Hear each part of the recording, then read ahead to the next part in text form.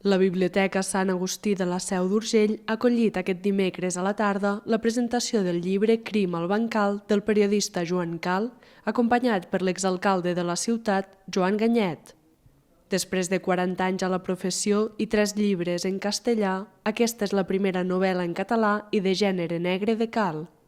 Tot i això, l'autor assegura que l'obra també té lloc per a l'humor. Explicar com a partir d'una determinada conducta, d'una certa moralitat, se pot arribar a l'assassinat. No? Una mica el leitmotiv, el punt de partida de la història és aquesta, i això trufat d'humor, amb una mica de gastronomia, amb també una reflexió crítica sobre el periodisme, la precarietat de la professió, una mica l'evolució de cap a on va aquesta professió.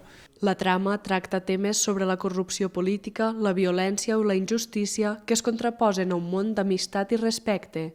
L'autor vol que la novel·la serveixi per fer una reflexió sobre l'evolució de la societat, les xarxes socials i la falta d'empatia. El cadàver és una mica l'excusa per parlar de tota una sèrie de coses que passen en la nostra societat. No?